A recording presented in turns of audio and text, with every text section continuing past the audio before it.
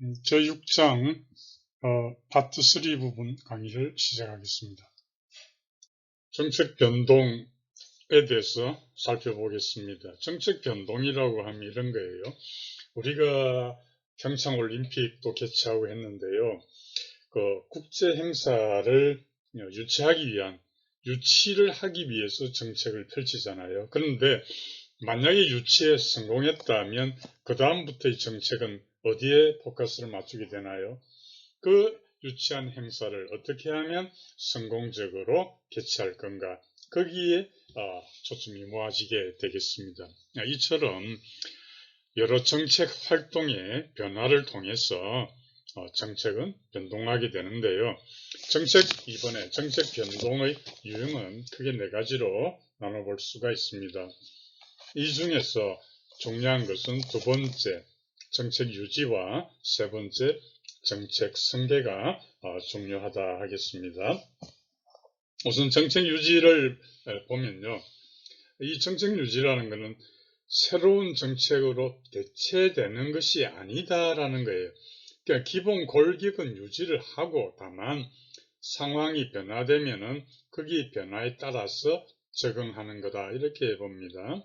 그래서 다시 말하면 정책의 기본적인 특성은 변경이 안 되고요. 다만 정책 수단의 부분적인 변화만 이루어진다 이렇게 이해하시면 됩니다. 두 번째가 이제 정리를 하면요.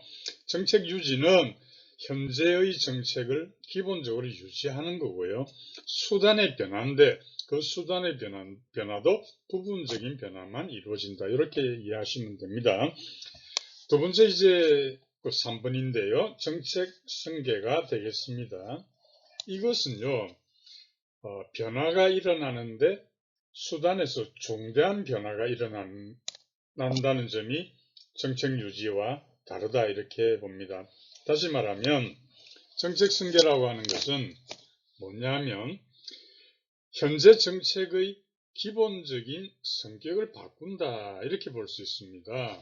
그래서 정책 승계라고 하는 것은 그 목표가 어디인가 하면 기본 목표는 그대로 두고요. 기본 목표는 그대로 두고 수단에서 중대한 변화, 예를 든다면 사업을 담당하는 조직이라든지 또는 그 조직들이 사용하는 예산이라든지 이런 부분에 변화가 일어나는데 중대한 변화를 말합니다. 다시 한번 정리하면 정책 승계는 정책 목표를 유지한다는 면에서는 정책 유지와 두 번째 말한 정책 유지와 비슷합니다. 그러나 수단에서의 변화가 앞에 정책 유지는 부분적인 변화이었지만 정책 승계는 중대한 변화, 어느 부분에 즉 담당 조직이라든지 그 조직이 사용하는 예산이라든지 이런 데서 중대한 변화가 일어나기 때문에 차이를 나타낸다. 이렇게 이해를 하면 되겠습니다. 세 번째 오면 정책 종결은 그대로 종결입니다. 완전히 정책이 소멸되는 거다. 이렇게 볼 수 있죠. 세 번째 이제 유형들 간의 상호 관계가 되겠습니다. 근데 이거는 이렇게 볼 수 있죠. 정책 유지에서 변화가 만약에 누적이 되게 되면 계속해서 누적이 되면 그것이 어디로 가는가? 그러니까 정책 유지의 변화는 부분적인 변화라고 했잖아요. 그런데 그게 하나씩 둘씩 누적이 되면은 정책 승계가 됩니다. 정책 승계가 되면서 정책이 대폭적으로 변화된다. 이렇게 볼 수 있겠습니다.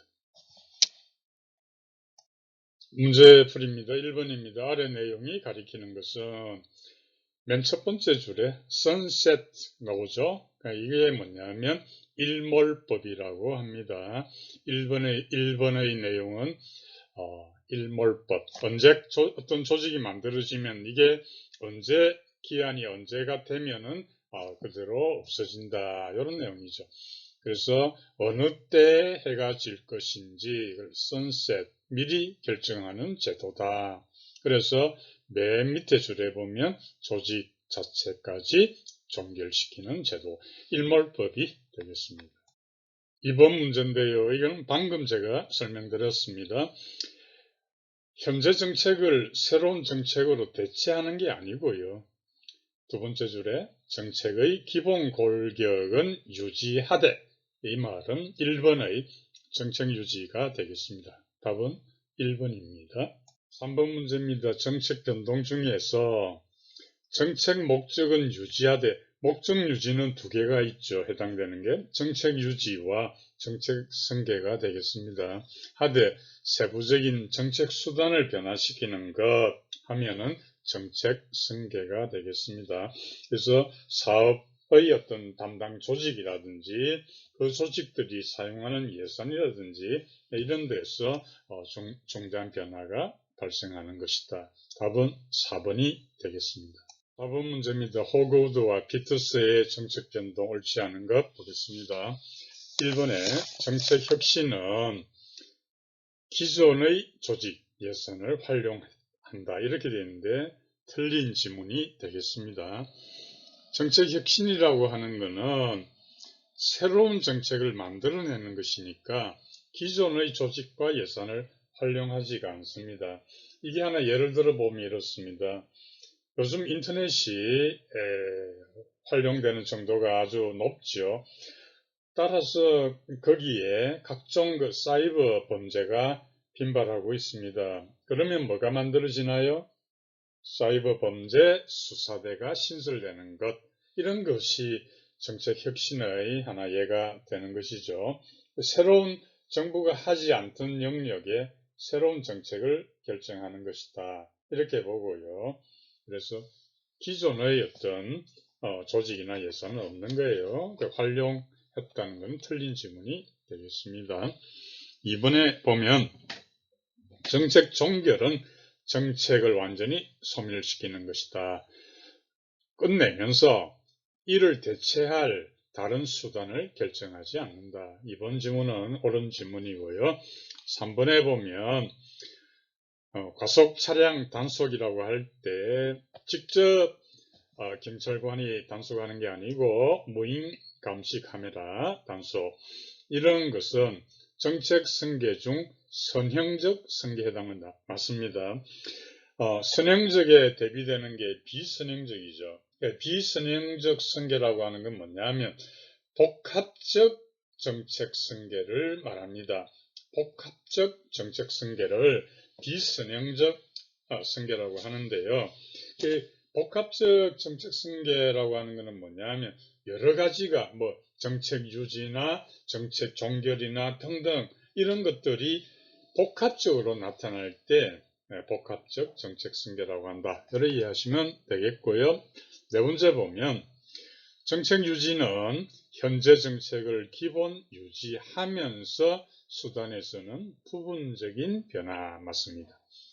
옳지 않은 것은 답은 1번이 되겠습니다. 실전 테스트 들어갑니다. 1번에 결정 모형에 대한 설명 옳지 않은 것 봅니다. 1번에 보면 점정주의 모형입니다. 합리적 모형을 비판했다. 맞고요. 다원적 정치 체계의 정책 결정, 설명력이 높다. 맞죠? 점정 모형은 정치적 합리성을 강조하기 때문에 이 지문은 옳은 지문이 되겠습니다. 두 번째 보면 에치오니의 혼합 모형입니다. 합리 모형과 점정 모형의 혼합인데요. 세부적 결정이 있고 근본적 결정이 있습니다. 다릅니다. 근본적 결정부터 먼저 보면 이 근본적 결정은 대안을 탐색할 때 포괄적으로 합니다. 그런데 결과를 예측할 때는 한정적으로 합니다. 그런데 이에 비해서 세부적 결정은 대안 탐색은 제한적으로 하고요. 그러나 결과 예측은 포괄적으로 한다. 범위 자체는 제한되지만 선정이 된 부분에 대해서는 자세하게 한다. 이게 이제 세부적 결정입니다. 자, 이번 지문을 보면 혼합 모형에서는 세부적 결정에서 대안의 종류를 한정적으로 고려하고, 이거는 맞죠. 그리고 대안들에 대한 분석은 개략적이 아니라 포괄적으로 한다. 이렇게 돼야 되니까 2번 지문은 틀렸다 이렇게 봅니다. 3번 보면 쓰레기통 모형 4가지 요소 기억하세요. 문제, 해결책, 선택기에 참여자 이 4가지가 독자적으로 흘러다니다가 어떤 계기로 만나게 되면 결정이 이루어진다 맞고요. 4번의 사이먼은 제한된 합리성 이렇게 해서 만족 모형을 제시를 합니다. 합리 모형은 완전한 합리성이었지만 사이먼은 만족 모형도 제시했거든요. 만족 모형은 제한된 합리성이다. 옳지 않은 것은 답은 2번이 되겠습니다. 2번입니다. 정책 딜레마에 대한 설명, 옳지 않은 것. 1번부터 보면 상호 갈등적인 대안들이 구체적이고 명료하지 못할 때가 아니죠. 이런 대안들이 갈등적인 대안들이 구체적이고 명료합니다. 명료한데 문제는 상호 간의 절충이 불가능할 경우에 딜레마가 발생하는 것이죠. 그래서 상호 절충이 불가능하니까 선택이 어려워지는 거다. 그래서 이 갈등이라고 하는 것은 상충되는 대안의 내용이 또렷할수록 더욱더 깊어진다. 이렇게 볼 수 있습니다. 1번 보면 구체적이고 명료하지 못할 때 나타난다. 아니죠. 1번 질문은 틀렸고요. 이번에 보면 대안들 가운데 반드시 하나를 선택을 해야 될 경우 선택을 안 해도 되면 딜레마가 생기지 않는 거죠. 맞고요. 3번에 보면 갈등 집단들의 어떤 자체 내의 내부 응집력 그러니까 이게 이 A라고 하는 집단도 강하고 B라는 집단도 내부의 그런 응집력이 강하면 딜레마가 정폭이 되겠죠. 4번에 새로운 딜레마를 조성하는 것도 하나의 또 다른 대응 방안이 된다. 그래서 옳지 않은 것은 1번이 되겠습니다. 실전 테스트이기 때문에 앞에서 살펴본 문제도 언급을 했습니다. 3번 보면 예비 타당성 조사와 그리고 타당성 조사 두 개를 비교해서 차이점을 설명드렸는데 각자 정리를 해 주시기 바랍니다. 그리고 여기에 지문의 1, 2, 3번은 정책적 분석에 해당이 되고 4번이 경제적 분석입니다. 답은 4번이 되겠습니다. 4번 경우에 사바티의 옹호연합 모형 관계없는 것은 설명했죠. 4번 지문 보면 상향적이 아니라 통합적인 접근 방법이다. 관계없는 것은 4번. 앞에서 풀어봤던 문제가 되겠습니다. 자, 5번 문제입니다. 엘리슨의 정치 모형입니다. 별표 하나 넣어주시고요. 맞지 않은 것 1번 봅니다.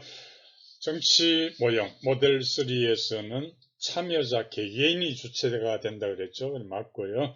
이번에 보면 결정 주체는 다원화된 참여자 개개인 맞습니다. 3번에 보면 참여자들은 목표의 공유 정도나 일관성이 매우 강하다 아니고요. 매우 약하다. 개개인들이니까요. 4번에 보면 정부의 정책이라고 하는 것은 조직의 어떤 전체가 해결책이 아니고요. 참여자들 간의 갈등과 타협 맞습니다. 옳지 않은 것은 3번이 되겠습니다. 6번입니다. 쓰레기통 모형 거리가 먼 것 보겠습니다. 자, 1번의 참여자의 선호는 분명 아닙니다. 선호가 불분명합니다. 무엇을 내가 선호하는가 그리고 무엇이 바람직한가 이런 데 대한 참여자들의 어떤 합의도 없고요. 참여자의 선호가 불분명하다 이렇게 됩니다. 그래서 의사결정자들이 내가 뭘 선언하는지도 모르고 어떤 결정 과정에 참여하게 되는 것이죠. 1번이 틀렸습니다. 이번에 시행착오로 인한 갈등이 발생하고요. 또 세 번째 보면 참여가 일시적이다. 어떨 때는 참여하기도 하고 또 어떨 때는 빠지기도 하고 이렇게 되는 거죠. 4번에 보면 불확실성이 높다. 불안정하다. 이걸 가리켜 조직화된 무정부 상태 그렇게 이야기합니다. 쓰레기통 모형이 적용될 수 있는 대상이 뭐냐? 조직화된 무정부 상태다. 이렇게 이야기하고요. 그 대표적인 예를 우리가 몸담았던 건 대학이라고 합니다. 대학이 바로 조직화된 무정부 상태의 전형적인 예다. 이렇게 이야기합니다. 거리가 먼 것은 1번이 되겠습니다. 자, 7번 로이의 정책 유형입니다. 틀린 것 1번 봅니다. 분배정책. 그 밑에 줄에 사회 간접 자본의 구축 맞고요. 2번에 규제정책이다. 세 번째 줄에 제로섬 게임 맞고요. 3번에 보면 재분배정책은 누진세. 그 밑에 줄에 고소득층으로부터 저소득층으로 소득 이전에 관련되는 정책 맞고요. 4번에 보면 분배정책의 경우 정면 대결이 치열하게 아니죠. 분배정책에 드는 비용은 국민들의 세금에서 충당합니다. 그러니까 가진 자들부터 가져오는 게 아니고요. 따라서 그다지 치열하게 진행되지 않는 그래서 포크 바렐 돼지구유식 정책결정. 돼지구유라는 게 갈라먹기식 정책결정. 그 포크 바렐이라고 한다 설명드렸죠. 4번이 틀렸고요. 5번의 구성정책은 나라 살림과 관련되는 정책에 해당이 되겠습니다. 틀린 것은 4번이 되겠습니다. 8번에 보면 정책을 평가할 때 조건이 양호한 집단 대상으로 실시를 하면은 당연히 결과가 좋게 나오겠죠. 그죠? 그 좋게 나왔으니까 이걸 다른 집단에다가 적용하면은 그 문제가 될 수 있잖아요. 그런 게 외적 타당성의 문제가 되는데요. 이 경우처럼 조건이 양호한 집단의 그러한 결과를 적용하려고 하는 이게 바로 돼서 생기는 문제가 크리밍 효과라고 합니다. 크리밍 효과. 그래서 크리밍 효과라고 하는 것은 성적이 좋게 나오는 대상들을 실험 집단으로 구성하는 경우 생길 수 있는 게 크리밍 효과가 됩니다. 그러니까 좋은 효과를 낼 자질을 갖춘 사람들로 실험 집단을 구성하면은 당연히 그런 결과가 나올 수 있겠죠. 크리밍 효과 1번이 정답입니다. 자, 9번에 합리모형, 점정모형 설명입니다. 별표 2개 넣어주세요. 자, 1번 봅니다. 점정모형은 목표수단 분석을 활용하고 아닙니다. 점정모형은 목표수단 분석을 활용하기가 어렵고요. 합리모형은 목표수단 분석을 활용합니다. 그래서 문장이 틀렸습니다. 거꾸로 틀렸고요. 이번에 보면 이번도 틀렸는데 점정모형이 계속적이고요. 합리모형은 단발적입니다. 세 번째 보면 점정모형은 매몰 비용이 고려되죠. 예, 맞고요. 합리모형은 고려되지 않는다. 그렇습니다. 3번이 옳은 문장이고요. 그 다음에 4번 보면 혼합모형은 양자와 관련이 없다. 아니죠. 혼합모형은 합리모형 플러스 점정모형. 그래서 양자의 좋은 점만을 취하려고 하는 노력이다. 이렇게 볼 수 있잖아요. 그래서 옳은 것은 3번이 되겠습니다. 10번의 정책의 유형 틀린 것은 1번에 보면 한글날을 공일로 지정하는 거 상징정책 맞습니다. 이번에 최저임금제 몇 번 이야기했죠. 규제정책이 됩니다. 규제정책은 두 가지 종류가 있는데 경쟁적 규제정책과 보호적 규제정책이 있는데 이 최저임금 제도는 보호적 규제정책에 해당이 됩니다. 3번에 보면 규제정책은 분배정책보다 정책 결정 과정에서 갈등이 더 심하다. 그렇죠? 그래서 규제정책은 제로섬이다. 4번에 밀어주기, 나눠먹기 이런 문제 분배정책이다. 갈라먹기고요. 여기서 밀어주기 이런 거는 뭐냐 하면 예를 들어서 A 지역하고 B 지역에 어떤 댐을 만든다라고 합시다. 그러면 A 지역에다가 그걸 만들어 주려고 하는데 B지역에서 정치적인 여러 가지 영향력이 센 사람이 있었단 말이에요. 그래서 B지역이 되면 그러면 이번에는 B지역 당신 지역에다가 댐 만들고 다음에 유사한 기회가 있으면 우리 지역에도 댐을 만들어 주라고 하는 거죠.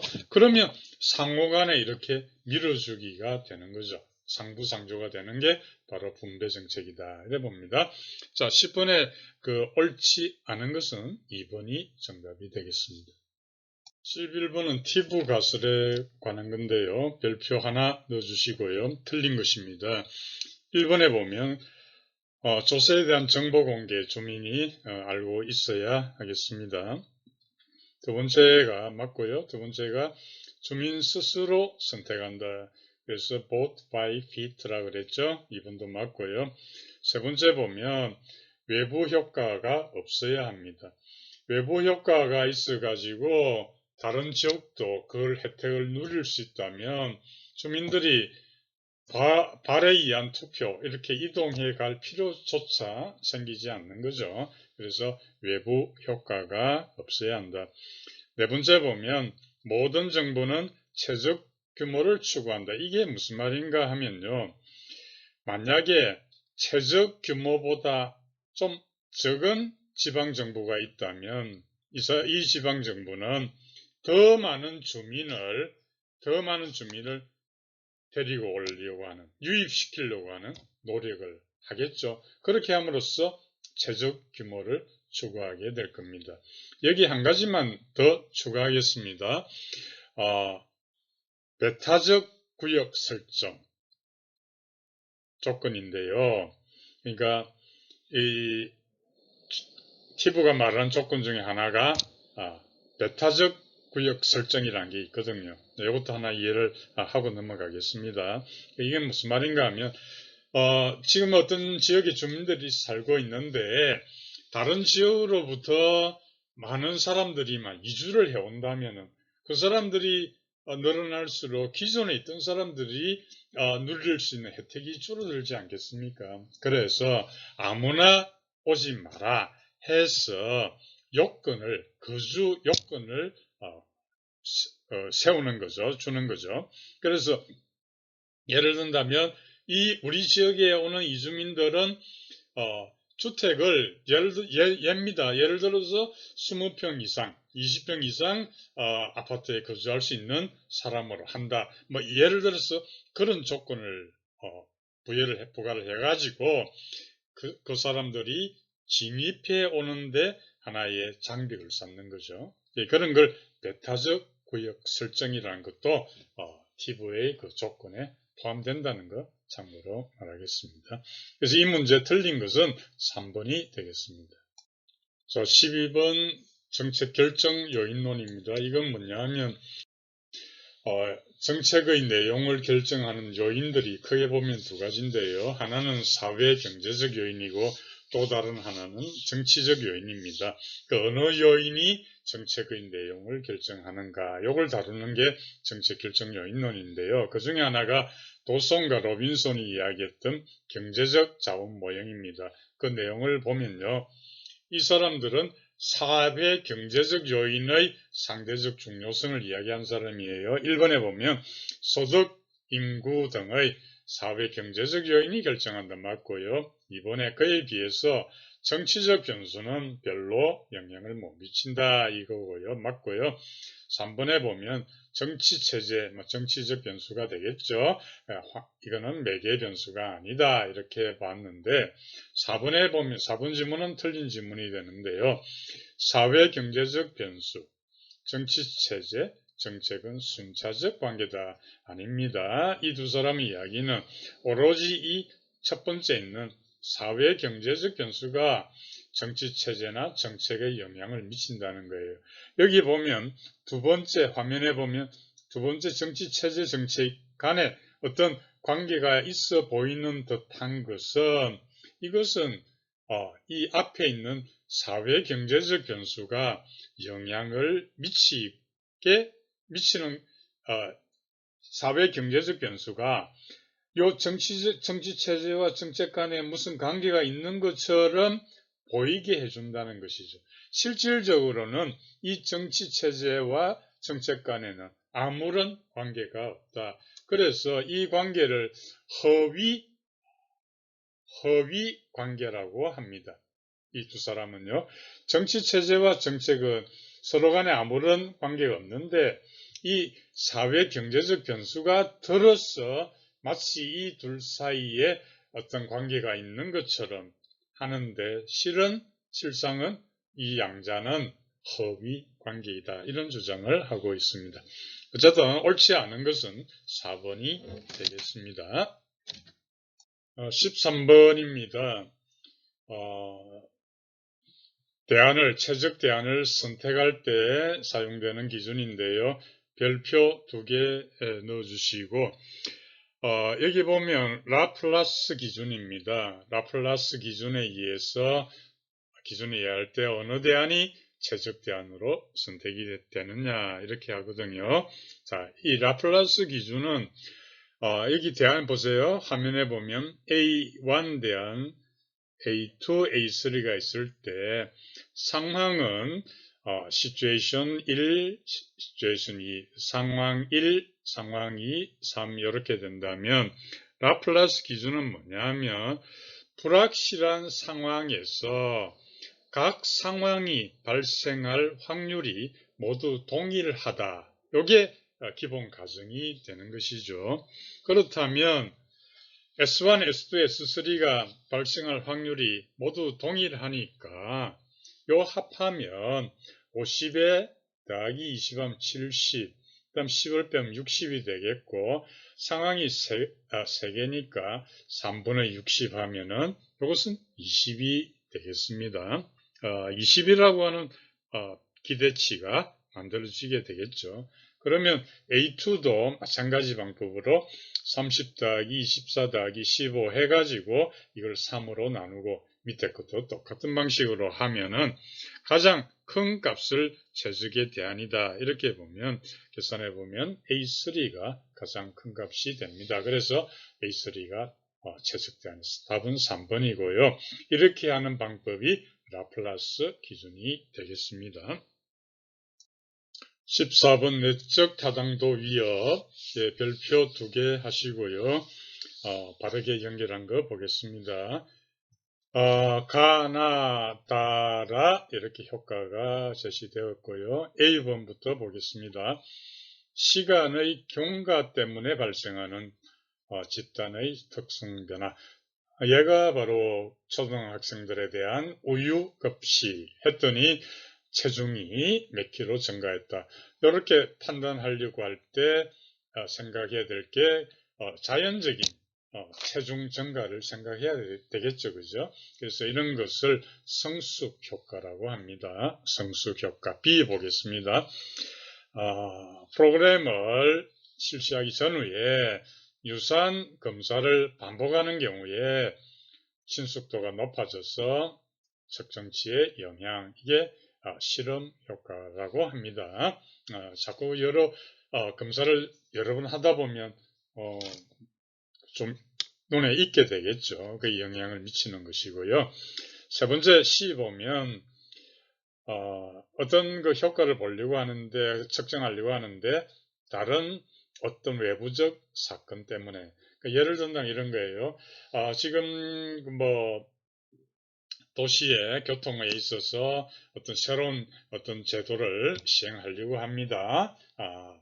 그래서 그 효과가 어느 정도 되는가를 보려고 하는데 그걸 했더니 소통도 좀 더 잘 되고 차들의 주행 그 속도도 더 높아지고 해서 그 효과 있다 이렇게 판단하려고 하는데 마침 그 시기에 그 측정하는 시기에 지하도가 개통이 몇 개가 되었다 이런 게 있었기 때문에 지하도 개통이 그런 교통 흐름에 영향을 미친 게 되겠죠. 그런 게 바로 역사 효과가 됩니다. 이해되시죠? 자, 다음 D 보겠습니다. 극단적 점수를 얻은 대상들이 시간의 흐름에 따라 덜 극단적인, 전에 설명했죠. 인공해기 효과다. 그래서 A는 성숙 효과, B는 실험 효과, C는 역사 효과, D는 해기 효과 해서 정답은 2번이 되겠습니다. 15번입니다. 점정주의와 관련이 있는 것 1번 보면 티핑 포인트인데요. 이것은 커다란 정책 변동이 초래되는 특정한 분기점을 이야기합니다. 그래서 큰 변화니까 점정주의와 관련이 없겠습니다. 이번에 보면 수학 체감의 법칙이죠. 이건 점정주의와 관련이 있습니다. 생산 수준이 점차 감소하는 따라서 관련이 있습니다. 3번에 보면 자기 강화 기제인데 이거는 긍정적인 어떤 관료 시스템을 통해 가지고 나중에 급격한 변화를 초래할 수가 있거든요. 그래서 점정주의와 관련이 없고요.